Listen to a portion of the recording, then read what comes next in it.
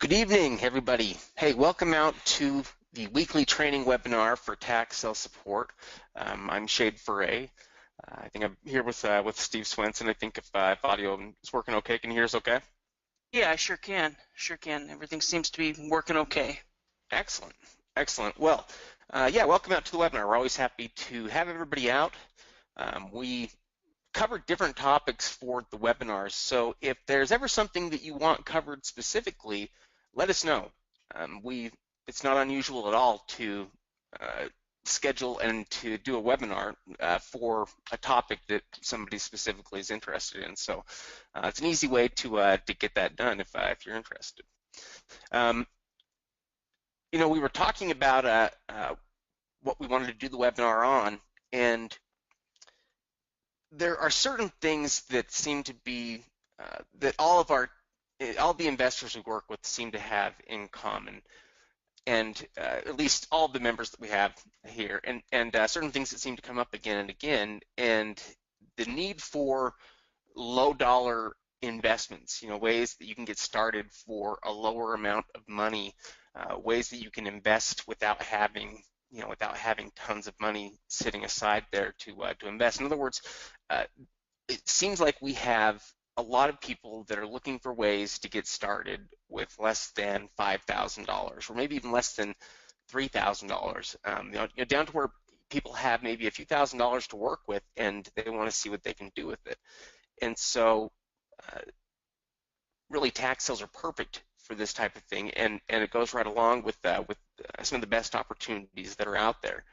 So, yeah, we decided to talk about specifically today land investments versus other types of investments. So we're talking about tax deeds here. We're talking about buying properties outright. We're talking about investing in land, just basic raw land.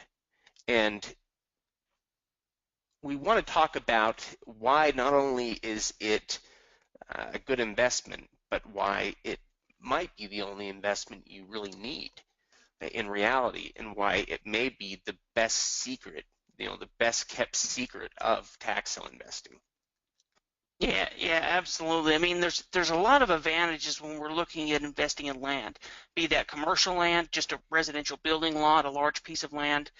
And with some of the strategies that we can implement today, there's really no other investment that we can pick up for a cheaper dollar amount.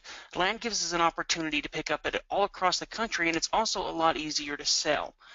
You're not going to have to be there on site or hire a contractor or do some of the different things that you would if you're looking at structured property. In addition with that, a lot of times it's overlooked. And so if we can pick it up for quite a bit cheaper than the same type of property in the same type of value with a single family home, then it's just going to make sense if we can make more on our money. Because as investors, we're looking at this as an investment. And so, that's the reason why me and Shade, I mean, even this year, we're still going to be doing Florida deeds and Florida homes because that's one of our strategies. But we're going to be dedicating a lot of this year to really building our portfolio of land all throughout the country. Yeah, it is. Like I said, it might just be one of the best kept secrets in tax sale investing, and that goes for the small number of people that actually understand tax sales at all. Yeah, like Steve mentioned, he began to mention some of the different advantages that come with investing in land. And there are actually a lot of benefits or advantages that land offers. First we could say that it is easier to deal. It's easier to deal with than land with improvements, like for instance a single-family home. And the reason why we say that is because most often, or what would probably be the case if you're looking at investing, is out-of-state investing. Unless it's right there in your backyard, most of us are looking at investing out of state. And if you're investing out of state, it's much harder to do that, or at least there is more inherent risk doing that with a house or property with improvements than there is with land, because with land there's only so many things. I mean, the land essentially is what it is. With the improvements, we have to worry about so many other things with the property, and that also kind of leads into the next point with it, which is that land requires less capital. That's another reason why it is easier to deal with than the nicer properties, and it gets overlooked, like Steve said. There are so many people sometimes going after just the homes, maybe, that the land gets completely overlooked. But the truth is that the vast majority of what is offered in every single tax sale is land. It's not going to be homes. In fact, the number of homes that we see now has certainly gone up, dramatically from what we first saw when we started paying attention to the branding of the first online auctions. If we saw a couple of single-family homes on a list, on a big list, that was remarkable. And what we found was the number of single-family homes, or the number of properties with improvements, steadily rose. But still, there's way more land than you're going to find of anything else. So that gives you a bigger selection to choose from, and that goes for whether you're looking at participating in a sale or looking to buy it. That's another option there that you have with tax deeds like this with land, is that you're more likely to be able to find land like this over the counter somewhere. So you don't necessarily have to participate in an auction in order to find great property, because so much of it has been overlooked, because there's so much good property that's sitting on county records right now. And yeah, like Steve mentioned too, it's easier to sell. It's definitely easier to sell, and because it doesn't have it. Part of the reason why a real estate transaction seems like such a complicated feat to us is because we are used to dealing with mortgage companies and or whoever the lender is, and the other party and their lender, and between everything that's happening there, it is a lot of paperwork. It's kind of a big mess. It is complicated when you have all these other parties that are involved, but when you own the property outright and it's a tax deed like this for raw land, then transferring title is a very simple process. So selling it is easy to do. All you need to do essentially is just find a buyer. And there are so many different ways that you can look for buyers now. There's so many different ways that you can advertise your property now.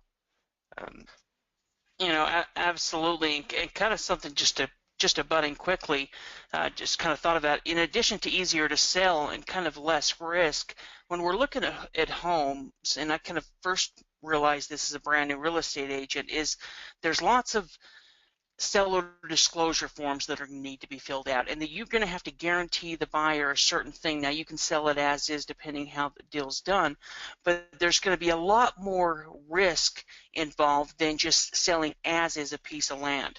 They're not going to come back and say, oh, well, you sold us to this and there's mold, or there's some of the different things that could happen in the structured type property. When we're looking at land, it is what it is.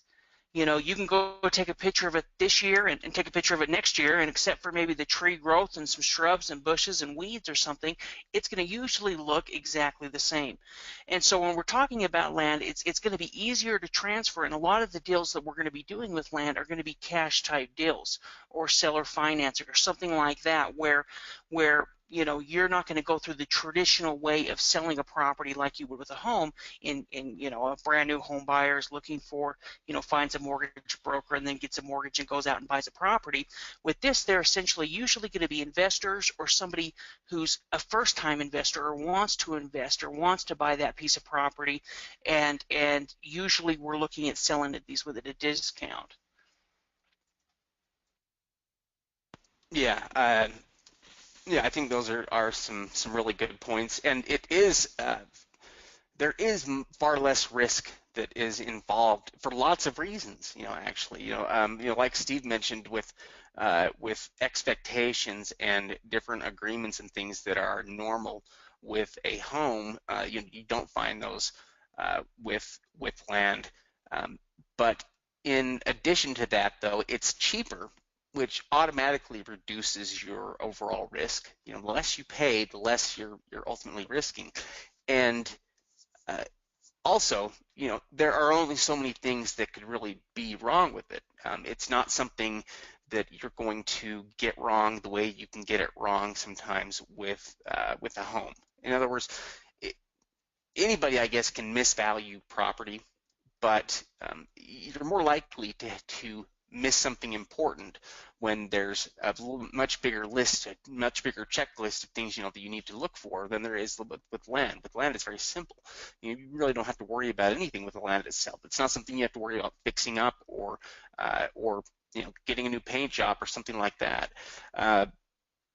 Most of this land doesn't require anything, so that's another major advantage here for it. So what we're essentially talking about is, as far as kind of an overview here of what we're talking about with land investments, we're talking about tax deeds. So we're talking about purchasing property, purchasing land using either online auctions, a live auction, or it could be some form of over-the-counter, meaning that you're going directly to the county and able to get it outside of a tax sale. Any of those are going to work great because there are so many land opportunities in all of them. However, once you're able to identify a property and purchase it, you need to also have an exit strategy that you can employ and that you can use to basically sell that property in a variety of ways, so that you can make your rate of return. And so that's kind of an overview here, but we're going to talk about that all in a little bit more detail here when we're talking about land. This is a quick example here of a property in Washington. It was featured here at a tax sale not too long ago. But we can see some of the details about the property here. If you can't read, I'll read it to you here. It says Washington tax deed. It is a 0.44 acre building lot, which would mean that it is vacant residential, right now. The winning bid on it was about 3,300. It was 3,342, and it has a market value of about 60,000. And we can see this is a kind of a street side image we can see of the property here that maybe the county took, or maybe it was taken from Google Earth, or street side image on Google Earth or something like that. But you can see the general idea. The $3,300 winning bid is roughly 5% of what the property's market value is estimated to be, which means that it ends up being a great purchase. And for that amount, you're able to get a full half-acre lot almost, and that's a pretty good sized lot, and it appears to be in a place that has been developed where there are other properties, I'm guessing here, and that you could obviously sell a property like that in. Yeah, to give a little bit of background on this is actually a cul-de-sac. It's right there at the end of the cul-de-sac. So right here we see the basketball court. To the right of that there's a home, and this is almost a nice half-acre cul-de-sac lot in Washington State. And this was also purchased through an online auction, meaning that any one of us could have easily purchased this property. You didn't have to go to the auction. This was done through Bid for Assets, and you were still able to pick up an easy property to sell. This was really the only vacant lot in this subdivision. So that means it's really a prime piece of real estate because it's surrounded by other homes. It could easily be sold to the next door neighbor, or sold and put on the market and sold for really a top dollar because of the value in the location. Yeah, in fact, something to think about in terms of some of the advantages that you have as a tax deed investor, and when it comes to selling land. When you go to offer land like that up in an area, if there are other people that might be trying to sell land, chances are they didn't buy it the way you bought it, and they have a higher expectation. They probably expect to get something closer to full market value. That's their expectation. They're probably going to be disappointed, and it's going to take a long time to try to sell. And eventually they'll reduce their price some, maybe they find a buyer. The situation that you're in as a tax deed investor is totally different. When you're looking at paying 5% for the property, you have every option in the world because nobody can touch you when it comes to price. And that's because you bought it so cheap. That ultimately will give you a ton of power and control, and it creates. You know what? Sorry, my computer just froze up here on me for a second here. Oh, no problem. Okay, here, yeah. Go ahead. Let's. Oh, this is actually a second one here that we're looking at. Just a second example. And if you want, Steve, you can go ahead and tell us about this one too. Yeah, this was actually picked up from one of our members. He picked up 8 properties in Arkansas. This one he purchased for $749. And it's, as you can see, it's a nice building lot, has a value of $40,000. And you can see within the neighborhood on the picture of the right, there's several homes within that neighborhood that are $250,000 homes. So it's a newer neighborhood, a nice neighborhood, in a fully developed lot. And so even at this, where you're picking it up for $749, even if you sold it for $10,000 or $15,000 or $20,000, that would be half price of what the amount that you paid, quite a bit more than that. Half price of even the assessed value. The market value could very well even be higher. But either way, you're looking at a win-win situation, because even if you sold it at 10 grand, your $749 is going to make you an additional $9,000. So with these type of properties, really it's just a win-win situation. This could easily be sold through some of the methods that we're going to talk about later on tonight. Excellent. Yeah, I like properties like this as well, especially when you can see the examples like we have. Both of these overhead images tell us a story about these properties. And what's interesting is we can see on the right-hand side, I guess on both, you can see that there are property lines in there, but there are different layers to these aerial maps. Counties are all about aerial maps. And what's nice about these aerial maps is you do have so many options. With almost every county that we've seen, you can look at the aerial map in various years. So in other words, you can choose between lots of different years.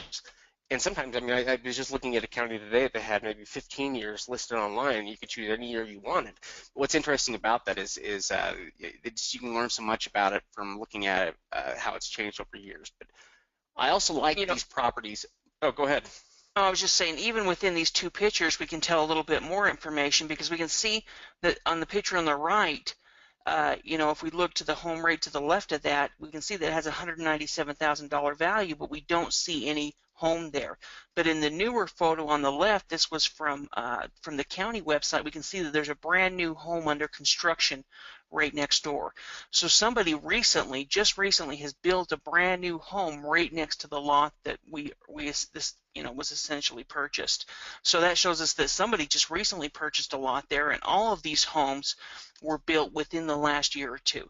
So you're looking at a brand new community with the new custom homes that just came in, within the last 6 months or so.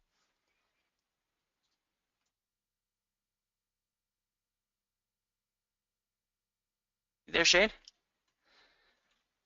Yeah. Can you hear me now?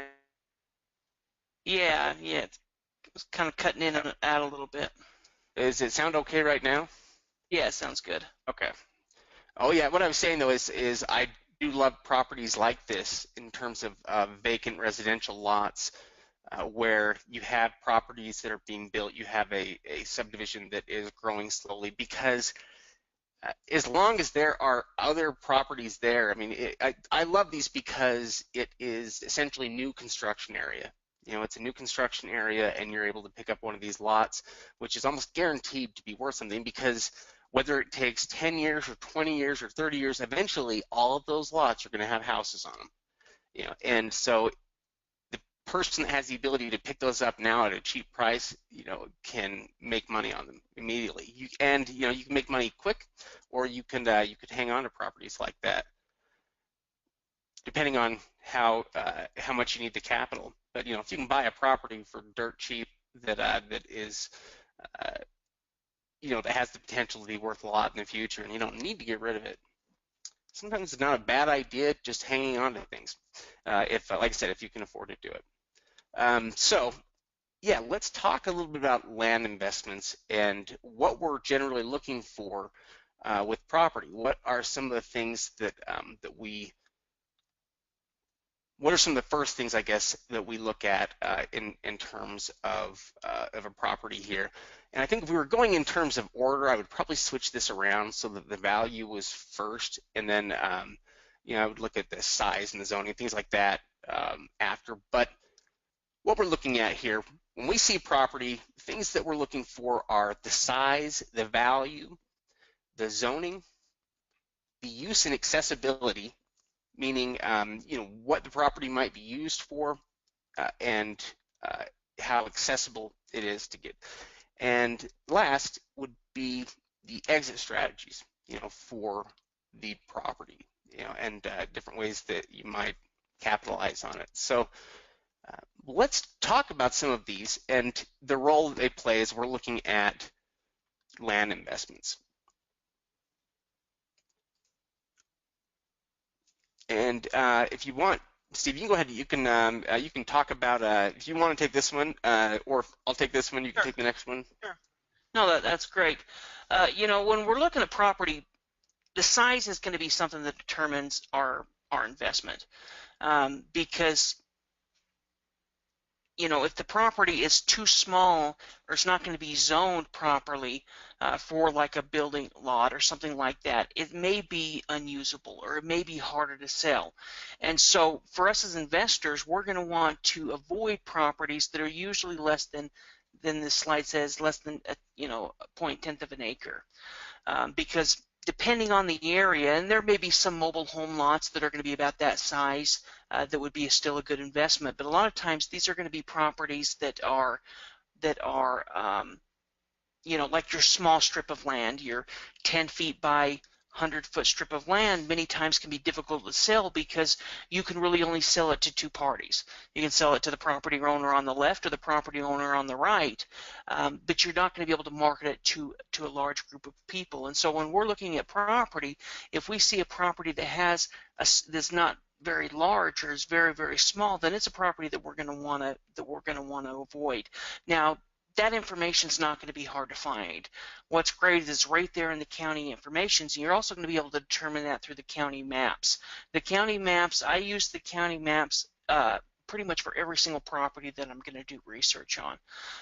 And I'm also going to compare that map to Google Maps. I never trust the Google Maps. I mean, Google Maps is going to be right or pretty close to the location 99% of the time, but the county is going to be able to give you those property lines. And like Shade mentioned earlier, a lot of these maps are interactive maps, and so you're going to be able to add different layers to it and really determine where the lot is located and make sure that it's going to be a proper size for you to be able to turn around and sell it and make a profit on it. Yeah, in fact, I would say that learning how to use those county maps is really kind of an important part of learning the due diligence process, because a lot of times those maps are tied into so much valuable information that you can really only get in those maps. So yeah, I think it's important for everybody to figure out how to learn how to use those county maps. Yeah, absolutely. Okay, so next let's talk about the value. Now we already said earlier that there are certain advantages that tax sales offer, specifically tax deeds offer, and that it is the absolute hands-down cheapest way to buy real estate. There's no other, you're never going to find cheaper real estate than you'll find it with tax sales, because it's the only system like this, where the party selling the property has no interest in what it sells for. So now we're looking at lower amounts, and that's going to be ideal, but what we still need to determine when we're looking at a property is exactly what we believe the property is worth. And the only way we're really going to know that is if we have an idea of what the exit strategy is going to be as well. So a lot of these things kind of go hand in hand. But we need to get an idea of what this property, what we believe it to be worth, and different ways that we might capitalize on it. And we need to know those things because we may need to set a maximum bid if we're buying it from the auction. If we're buying it over the counter, then fortunately, the price we see is the price we pay. But if we are looking at having a bid, then we need to have enough information to be able to make a good educated decision here. There are different values that many counties use. You'll see the term assessed value used often, and that's normally talking about the value given to the property by the county assessor. But that's not the only kind of value that you see sometimes. Sometimes you see terms that are related to the appraised value. Sometimes you'll see appraised or estimated value. I don't know if there's any others here. Some counties will use a variety of different ways to value property. What we usually look for is something that's just consistent. So we'll go off of the assessed value if that's what the county provides, and as long as we're using the same assessed value on all the properties we look at. In other words, if we can look at this assessed value and compare it to other properties, then as long as we're comparing apples to apples, essentially.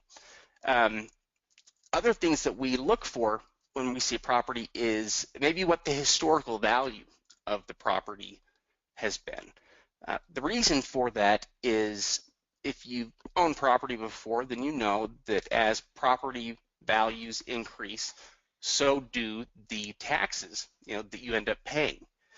And so if we know what the value of the property, if we know what what the taxes were historically, it will kind of give you an idea of what's happened over the past year with the property value.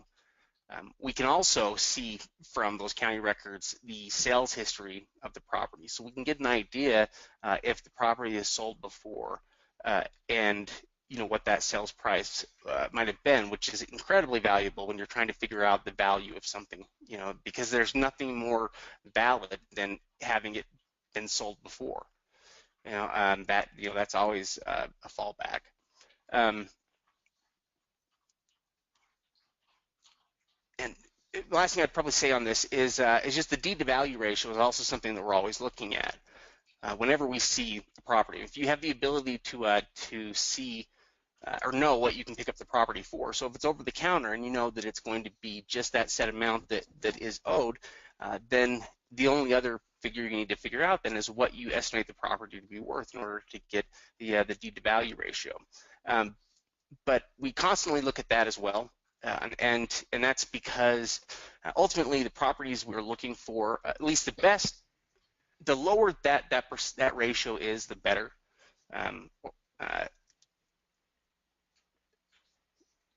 So one thing to kind of quickly add to the property value as well is we're looking at property. If you find a building lot or a property that you're interested in, you're always going to want to check Zillow and Realtor.com for examples of property that's similar for sale, just to get an idea of what the market is. You can also go back, and all real estate sales are public record. So many of the counties are going to have tools that you can go back and see the real estate that's sold over the last 30 days or 60 days or 90 days or whatever, and you can see if there's any property or lots that have sold. So it gives you an idea of the properties that are currently for sale, currently on the market, and that's also going to help when you turn around and list it as well, because you're going to have an idea of what other properties, what's my competition, and how do I list this appropriate where I can get the first buyer. I can get somebody with interest in this property quickly.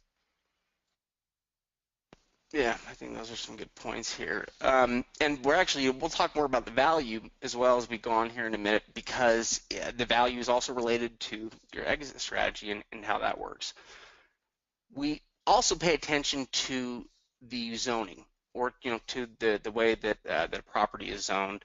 If you're not familiar with zoning very well, zoning is essentially how the governments control what the land is used for.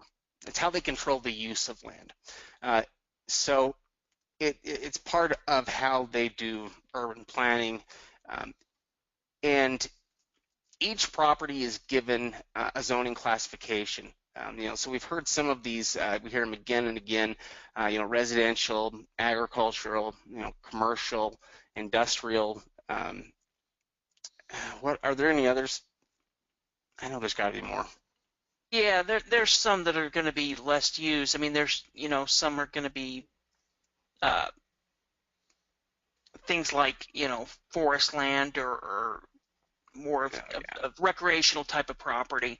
yeah. And there's some that are going to be a little bit, but usually it's going to be, most what we're going to see is going to be the first three, in my opinion: residential, commercial, and sometimes we'll see farmland, agriculture, and industrial. But it's usually going to be residential. I would say, I don't know, 70%, 60% residential, maybe 20% commercial, and then some other types split in. And then it may also be like residential, but not necessarily a full building lot. It's more of just like a small residential piece of strip, then that's kind of the type that would avoid, or a commercial strip or something, unless we can somehow use that property or there's some use to the property. Yeah. Another way that counties go about identifying properties is by whether they are improved or vacant. That's something that you see the counties are good to imply, and that's because if there are improvements, they want to take note of it. And improvements doesn't necessarily mean that there's a house on it. It oftentimes does, but improvements can essentially be anything that has been done to the property to improve it overall. So if there are things there on the property there that have been added, then they could count as improvements. So sometimes you'll be looking at different properties and you'll see one that has it might have some improvements listed. Maybe you go to look at it and it has some type of a shed there or something, or maybe they've who knows? They have different ways there.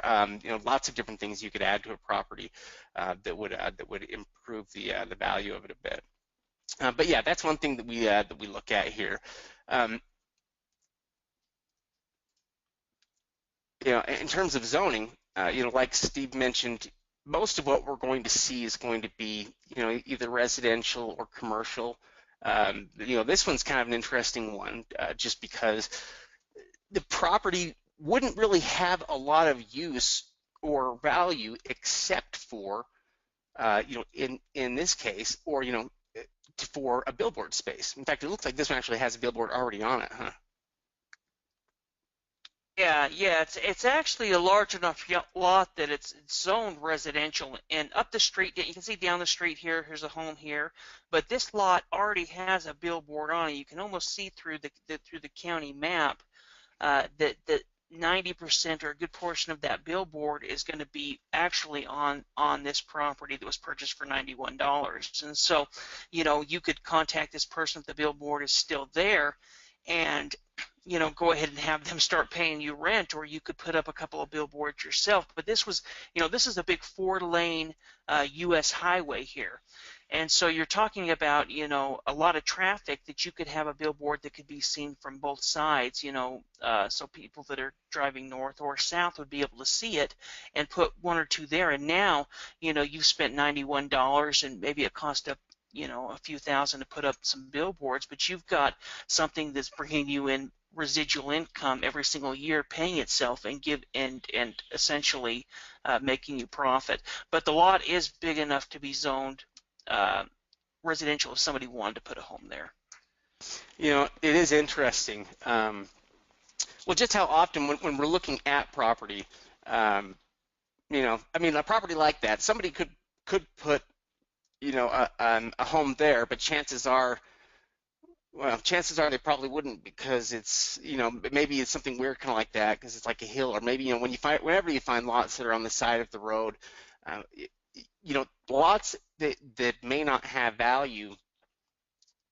I guess what I'm ultimately saying is that your exit strategy can really play into which properties you might invest in and which you wouldn't.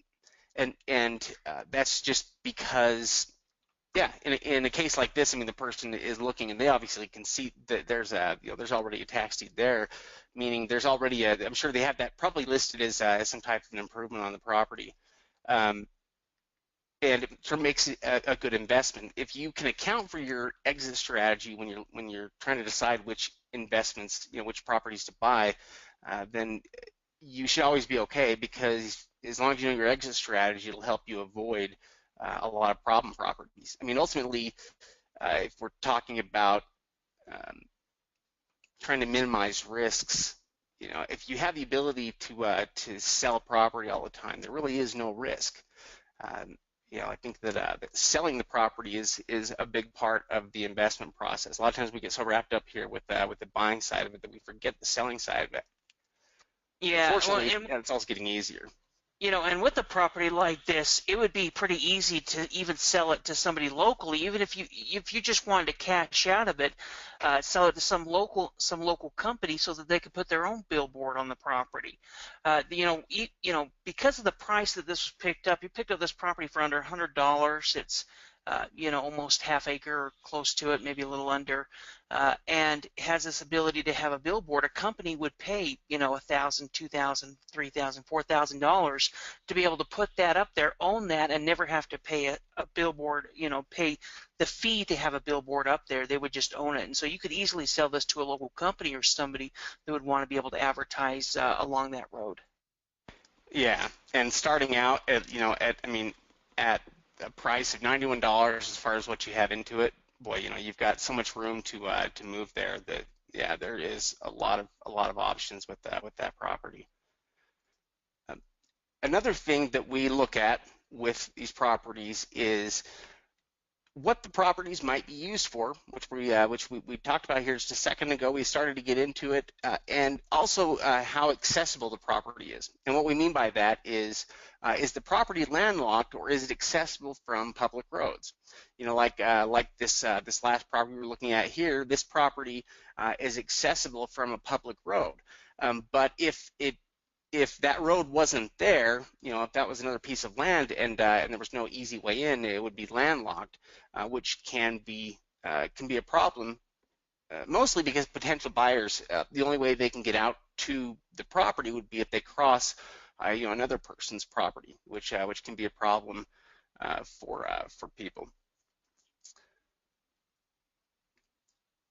So yeah, one of the questions here we always want to look for is, is the property landlocked? Is it accessible from a public road? Also, we can see sometimes the shape of the property will tell us a lot. Sometimes we can tell immediately just from the shape of the property and some of the dimensions if we're interested or not, because that will pretty well tell us if it's usable. It tells us whether we're looking at some type of a tiny strip. And like Steve said earlier, something like that is only going to have minimal value, and it will only be valuable to one or two people. I mean, it really makes it difficult, to sell a property like that. So we want to find properties that have a lot of use, and that is one of the things that we're going to be looking for here, is to start to look at different things that the property might be used for or that it's already being used for. We need to know also if the property has any easements against it, and an easement would go along with its use and its accessibility, I think. An easement is essentially the government reserving the right to use the property for a specific purpose. So drainage ditches are common easements, but there are easements related to all sorts of things like that, all sorts of public services. So we can check to see if there are any easements. It wouldn't necessarily mean the property is bad, but if there's an easement there, you want to know about it before you buy it. In addition to asking, what this property is currently being used for, what it might be used for here in the future, we also need to consider who might want the property. It's good to get an idea of who your best bet is for potential buyers, and that could be, maybe you'll look at the property and you'll determine that your best bet for selling this property is going to be to somebody local here.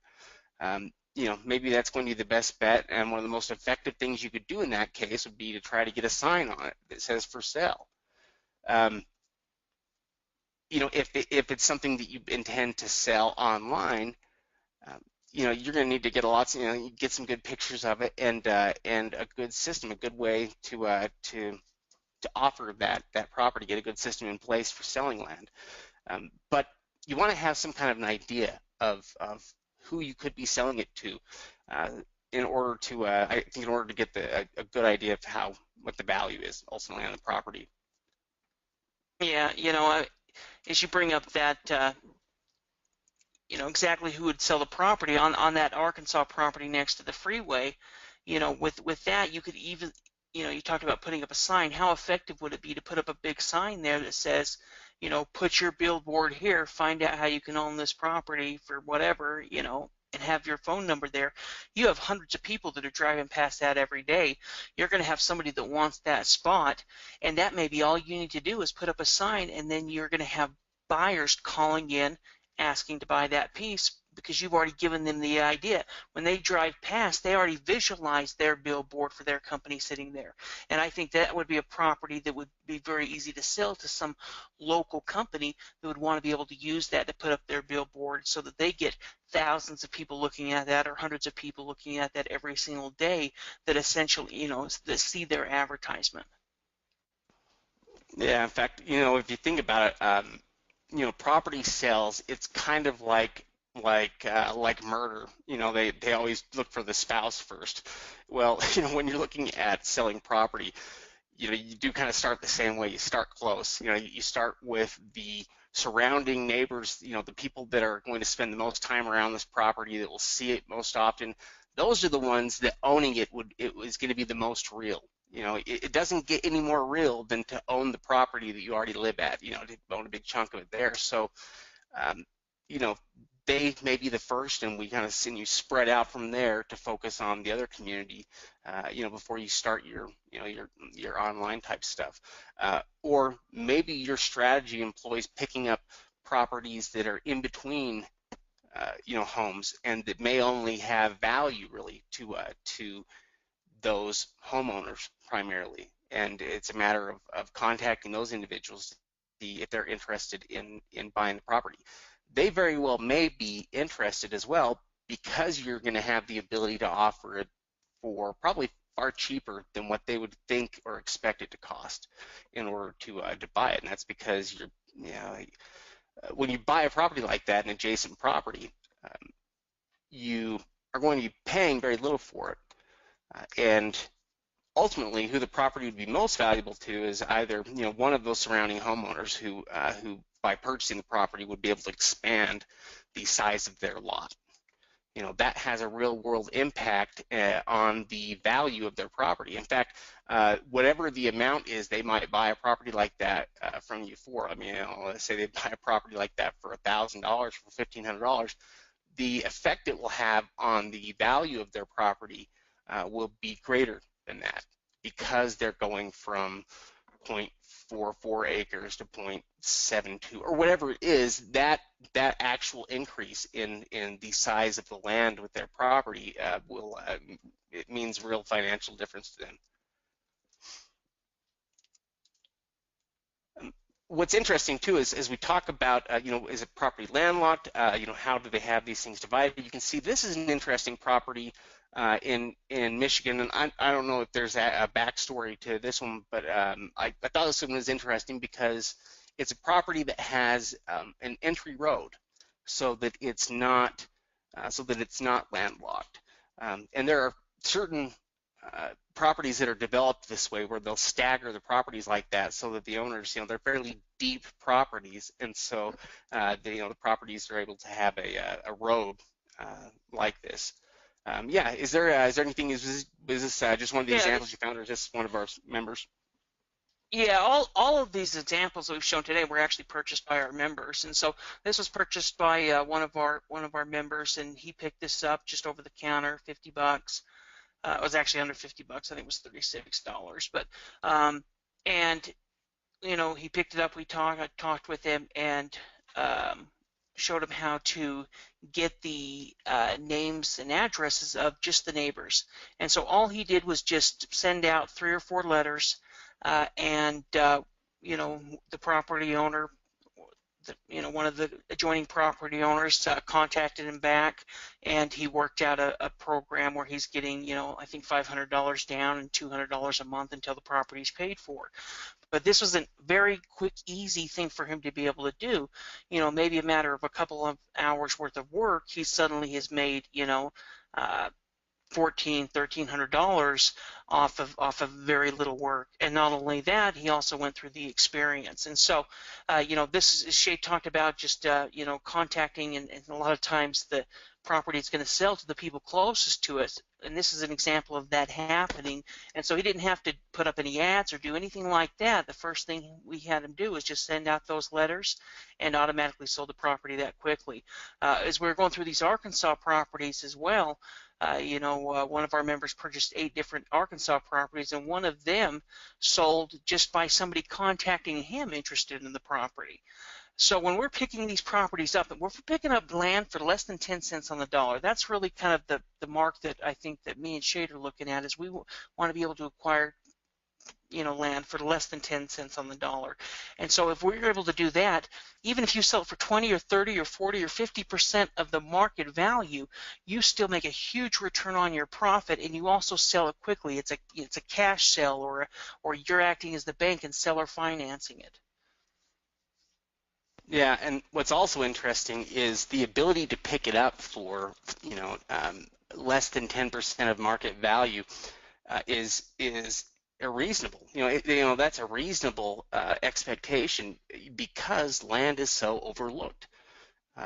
It is something that you could absolutely do, and in some cases, yeah, you see properties that people pay even less, than that for, like the 5% we saw just a second ago.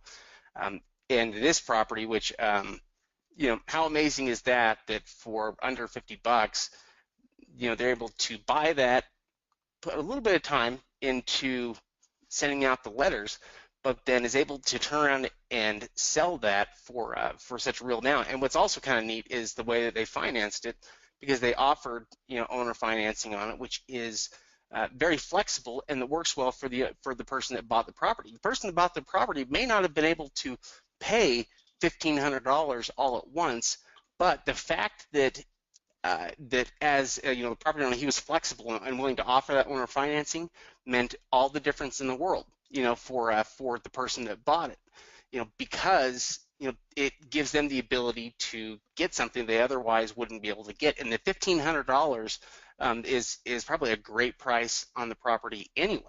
So all those things are beneficial, and the investor ended up coming out of this. I mean, not only did they get $200, upfront, which quadruples what they had into it, but then they're getting, whatever you said, if it's $100 a month or $200 a month, whatever that is, they're starting to create regular, consistent residual income. How many times would you have to repeat that before you just had checks in the mail constantly? That's the idea, and I think that's what it takes to get rich. To be able to make money in more than one way. But yeah, I think this is a great example here of another one. Yeah, it's a total win-win. The property owner was able to increase the value of their property by a huge amount. They were able to buy the property for, even the purchase price, they got it for 20 cents on the dollar. The person that's buying it, and the investor, our member, was able to turn around and do a deal, and just like Shade said, just that $500 down, took off a $50 investment. Then he has $200 a month coming in for the next 4 months or 5 months, however long it takes to pay that off. But if for some reason the property owner quit paying, he would just go ahead and re-put it back on the market.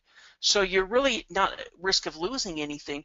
The way that it's structured is that, that down payment, if they quit making the payments, and then essentially they default, and you haven't transferred the deed to their name in that point until they're done paying, because you're really the bank. You're the one that's holding the deed. And so, the property owner was able to win, the investor was able to win, and really was overall a good experience for everyone. Yeah, I think that tax sale properties are neat like that, and yeah, because you can find them so cheap, it does leave so many options for being able to sell it.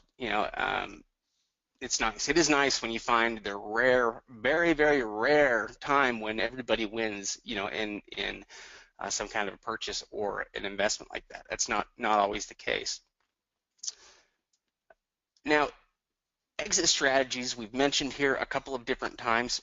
but it is such an important part of what you do that it's something you need to be thinking about as you're looking at potential investments. So it is just the way that you intend to make money from your investment, okay? That it is how you plan to monetize this specific investment. So it's also not your overall investment strategy.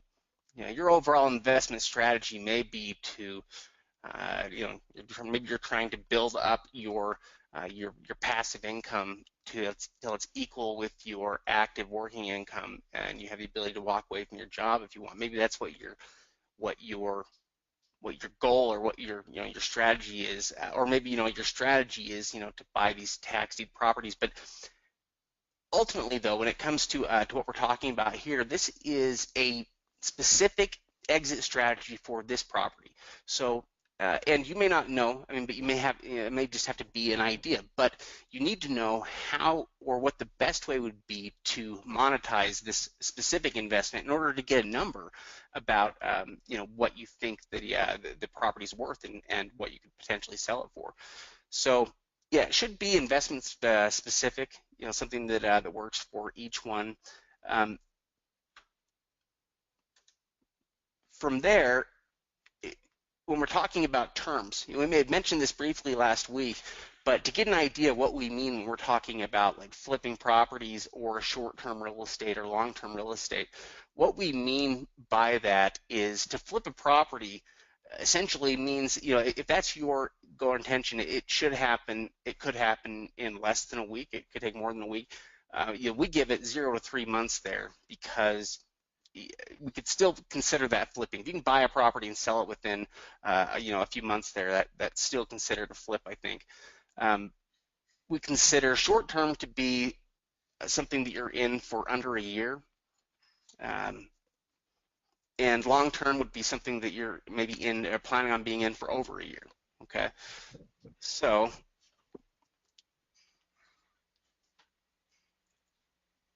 yeah, if you want, Steve, we can start talking about, because these are basically all different methods, different selling methods, or different strategies here for how you might sell property. And there's probably lots of things even from beyond this, but yeah, we are at a unique point in time right now just because it's so much easier to reach people today than it was 30 years ago.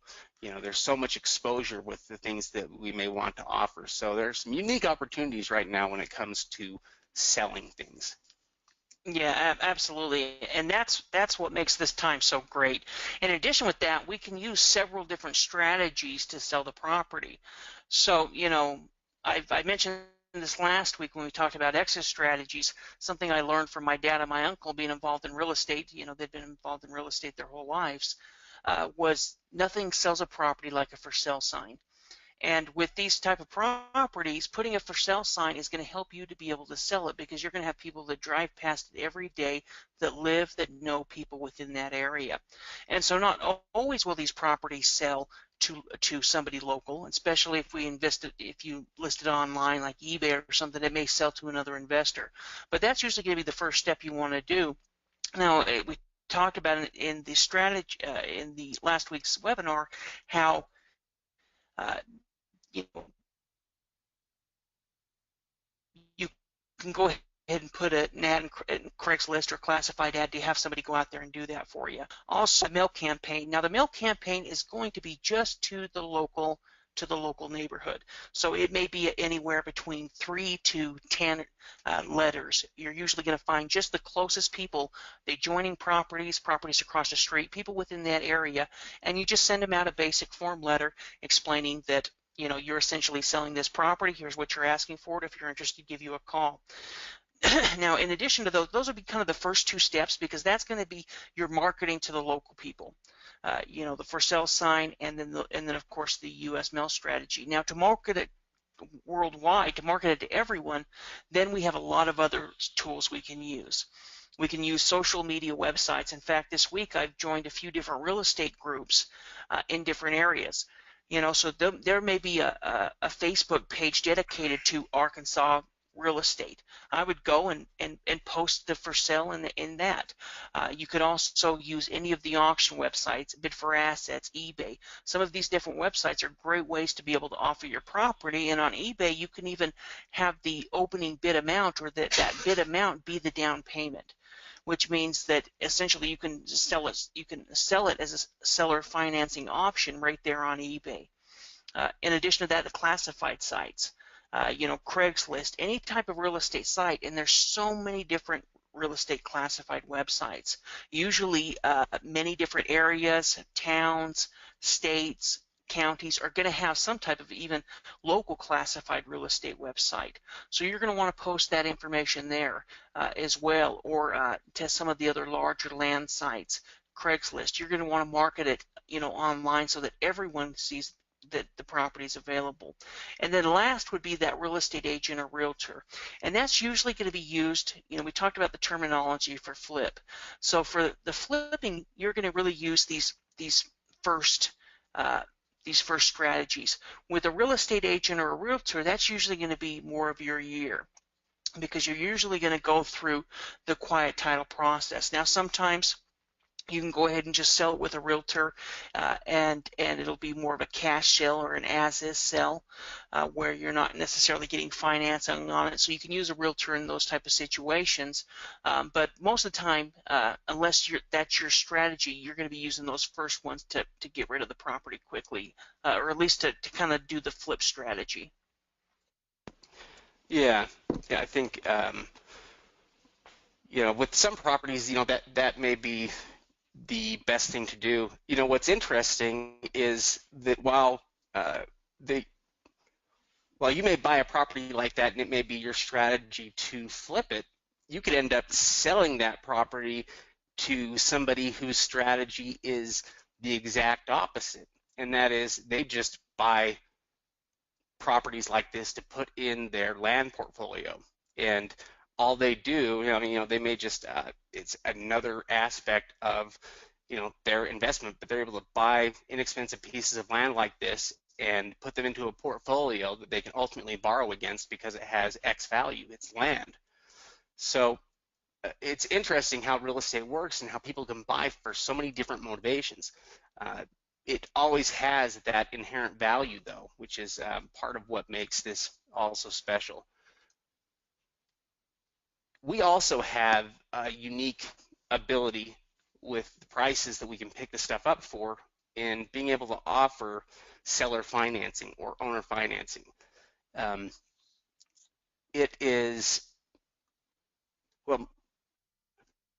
financing is somewhat rare for a lot of things, because when people are paying full price for things like real estate, it might make financial sense in a lot of ways to do owner financing, but they are much more tempted by going through traditional means, making somebody else get financing from their bank and be able to get that in some kind of lump sum amount. Most of the time people aren't willing to do it, but picking them up for this low price gives us that capacity to offer owner financing. And there are a lot of people that wouldn't otherwise buy unless they could somehow get it through owner financing. It's a powerful sales tool, that you can use. So keep that in mind, that you can use seller financing to attract new investors or people that wouldn't otherwise maybe consider trying to buy the property. And you're never at any risk with the property of losing it because you haven't transferred title yet. You don't transfer title until it's paid for. And so that means, like Steve said, if they ever stop paying, you don't have to go through some kind of a repossession process because you've never transferred over the title. That's how easy it is to turn around and resell it if that party fails to continue to pay. So yeah, you're never at any kind of risk with that, and it's an easy way to begin generating regular income. And what's also nice about that is when you're offering something like owner financing and the properties aren't expensive, you're not talking about huge amounts, you can sell it through so many different places. There's so many different places now, like we had a minute ago listed there, things like the classified websites and eBay and these other online auction companies. You can get that property in front of so many people now that you just wouldn't have been able to reach a few years back. And what that means is that there's a unique opportunity right now that hasn't existed that long. And You you know, can use a seller financing for any kind of property too. It doesn't have to be a home. It doesn't have to be land. You can use it for anything. yeah, with seller financing, one thing you can also do, and you'll also see is the people that are coming to you aren't necessarily mean that they have bad credit. Also, you're acting like the bank, so you decide, is there an interest rate, how much you charge, and if you have somebody that has good credit, you could, or even somebody who doesn't, somebody who seems like that they're going to be a good person, they're giving you the down payment, you can have it no interest. And so there's a lot of different reasons why somebody would prefer seller finance, and they may even have the cash but want to use that cash for something else, and they plan on building a home there in a year, or they want to be able to do this so that they can get eventually build on the home, or a lot of times they'll even look at it as an investment. So if you have somebody who wants to build a home, but they may not be able to build a home for a couple of years, but over the next 2 years they could pay off this building lot, and you're acting like the bank for them, and it's maybe $300 or whatever, how much the price is, you're making that residual income. You're going to find people that are serious about this, I guess is what I'm saying. And if they don't pay it, no problem, you just go ahead and resell it. But you're going to have a lot of people who by putting down that down payment and start paying those monthly payments, they don't want to lose that money. If they quit paying, they're going to lose their down payment and any of their money in that property. So essentially, they're going to be motivated to keep payments coming in until the property is paid for. And you can also get creative as well, saying, okay, if you pay on time for 3 years, I'll go ahead and deed you the property, or 5 years, or however long the loan is. You can give them options where if they make the payments on time, or you go ahead and knock off the price, or you allow them to get the deed within a year early, or whatever it is, because it puts us in the driver's seat. And so we can make these situations a win-win situation with the sellers or the buyers that are buying the properties. Yeah, absolutely. I think, and in a lot of cases, yeah, I think that we can sell people. Yeah, you can get people that you might not get otherwise. So it opens up a lot of doors. When I was talking about unique opportunities, though, it brought up another thought, and another unique opportunity is something that's kind of unique to our time right now and to the internet, and that is county forgiveness of property taxes, in an effort to get new people in. That's something that I don't know, maybe counties have always done it, but right now counties are beginning to see the light, I guess you could say. Some counties are beginning to see how beneficial it is to run their tax sales efficiently and to do it well, and how important those property taxes are. I think a lot of counties are beginning to grasp these things, especially as money gets tighter. And so what we've seen is properties that have had delinquent taxes owed on them for years. What happens with properties like that sometimes, and you see them sometimes on a list. In fact, we've seen lots of them on different lists here, throughout the years. You'll be looking through the list and you see generally the same, bid to value ratio, and then suddenly, boom, you see one where it's like 60% or 70%, or maybe the opening bid amount is like twice the amount of what the property is worth. When you see a property like that, yeah, generally what's happened there is, taxes were delinquent, they weren't paid, and really it's kind of an enforcement problem. Nobody really enforced the property tax thing by trying to foreclose on the property, or take the property away, and by the time the county offered it at a sale, nobody bought it, and the rest is kind of history. The county's been sitting on it ever since then. The counties can't afford to have a certain percentage of their properties that they just never collect property taxes on. And so what we're seeing counties do right now is go through the effort to try to take, we've seen counties knocking down old homes that used to be there. So you're talking about lots, they're knocking down the old homes so that they can turn around and they're forgiving whatever the debt was. So they're not passing on that charge, which most of the time, the county would tack on that cost to demo, something on the house. Normally they don't forgive anything, but they would tack that on to that, and whatever else, was owed on the property, and it would never sell. But what we're seeing though is they see, there's such a strong desire for them to get somebody, a new owner property that will begin to pay the property taxes regularly, that they're essentially willing to forgive whatever the debt was that was owed, which is important because it's the reason why these properties haven't sold. It's because, for a long time there's been something bad with the numbers.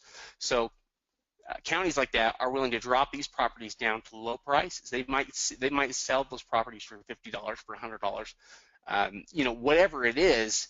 Anytime you're looking at properties like that you can buy for less than $500, less than $1,000, it's the equivalent of the land giveaway. So there are tons and tons of unique opportunities that we're seeing, that we're seeing today. And in fact, this is kind of another unique one. If you want, you can talk about the land leases.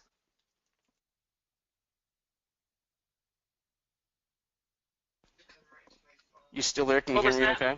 Yeah, sorry about that. Yeah, the land lease can be used for all kinds of different things, and it's not something that we've done ourselves. It's something that we plan on doing this year. And a lot of times with tax sale investing, we're going to find different types of properties where it's fishing or hunting or recreational or boating or even mining type of properties. And something we're going to be trying this year is actually leasing out the rights to the property, leasing out the recreational rights. So somebody can use that property as their year-round campground or their hunting area, and you're essentially still own the property, but you're just leasing out the rights to use the property for that specific person. This allows us to be able to earn residual income. So we're going to be making yearly income off of that property, which is going to pay the property taxes, but also is also going to be putting money in our pockets. But in addition to that, we're also going to be still owning the land. We still own the land, and as that land increases in value each year, we're going to be making that money as well. And so, the land lease is kind of a strategy if you really like that property and like to sit on it, but instead of just sitting on it and essentially losing money in a way by paying property taxes on it each year. This gives them the opportunity to be able to lease that property out, bring in residual income off the property, but then still own all of the rights and own the property itself. It's another big option too if you're dealing with agricultural areas and you find piece of land that can be used for agricultural purposes, because farmers have been leasing land to grow on for a long time. There are so many different uses you could have it could be things like recreation, or like Steve mentioned, also the mining, the mineral rights. There are so many different things that land might be leased out to somebody for. In fact, you might find many times we've come across a property in the over-the-counter list that maybe it looks like it's the strip between a bunch of different properties, but it turns out that what you're actually buying is the lot of land that everybody uses. It's like the driveway, the equivalent of the driveway. Well, if you buy that driveway right there, everybody has a need of it. So that the property has actual real use and value there, and you shouldn't have a problem turning around and being able to sell it. But things like that, and knowing what your options are going into it, will help direct you to those properties that are going to be most profitable for you. And really, we've covered a lot of different things you can do with land. Like I said, I think this is the best secret in real estate right now, is just raw land investments, because it's so affordable and profitable. There's just not that many ways you can buy property for under $1,000.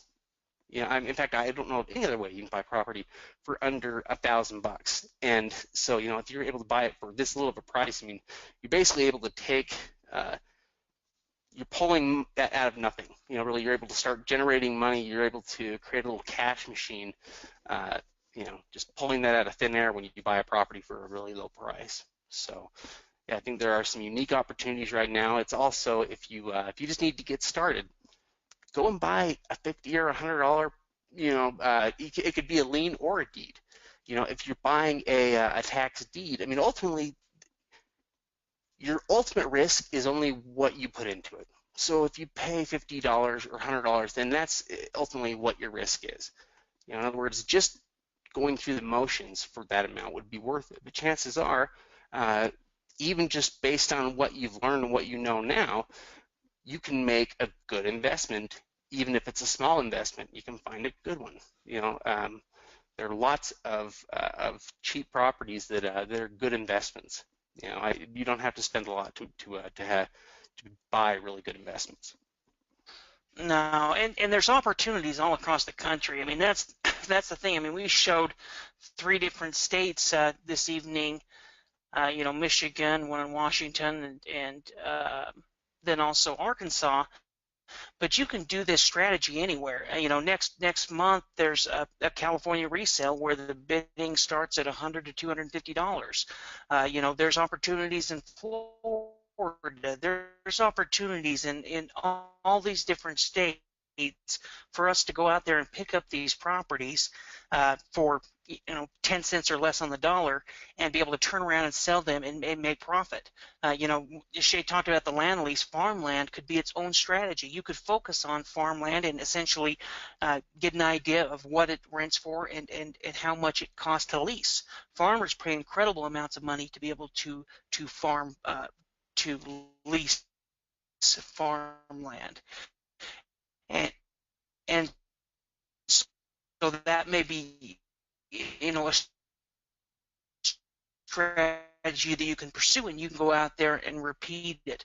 But just like Shade said, getting started is really the first step. I mean, that when one of our members purchased this property because it's how it's done, and you can just go out there and repeat that process over and over again until you essentially have the income coming in you want.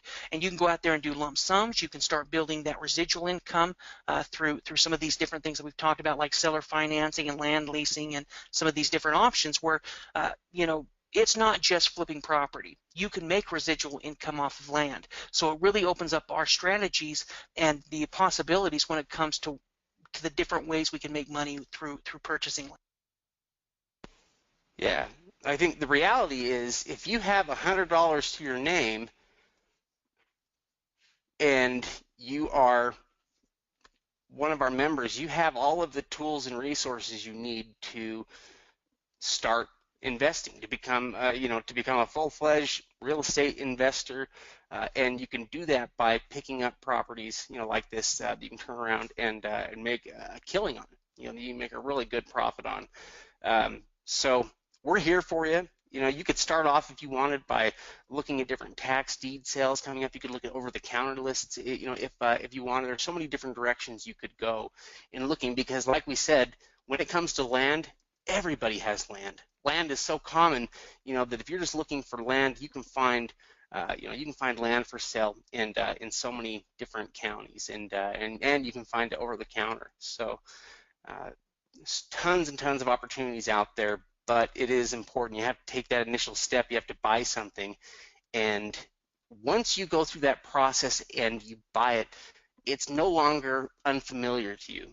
That's part of the reason why I think it's hard for some people to take that initial action, to take that first step, is because they're stepping off into the unknown. They don't really know what's going to happen because they've never done it before. But that all goes away once you've been through it once. It's never scary like that, the second time around, because you know exactly what to expect. So the easiest way to alleviate or to get rid of that fear of the unknown is to no longer allow it to be unknown. It's to experience it and figure out what it is. So, with that being said, I think we've already run a little bit late here. We'll get a replay of this available and ready on the website. We're also always here for you to help. If you want us to look at properties, I mean, if you're ready to buy one of these, a piece of land for a few $100 and you want us to look at it, please, if you're about to buy something, email us, contact us, and have us look at it too. We can look at it and give you some reassurance there, or tell you to to look for something else. we want to be here to help you with that process. And keep in mind, we've got members that are buying stuff all the time. Okay, so um, there is a lot of success to be had here, and it is the perfect time to get involved with tax. There literally has never been a better time, to get involved. This is even better getting involved right now than it was maybe, getting involved when Steve and I got involved, you know, 20 years ago, roughly, because at that point, so many of the things that we kind of learned back then are irrelevant now. They just don't really matter anymore. Right now, the systems are somewhat in place, and the future of tax sales is online. So if you can start right now, you can already see that and be one of the few. So everybody have a wonderful night. We again just appreciate you coming out. Absolutely. You guys have a great night, and we'll talk to you again next week. All right, we'll see everybody next week.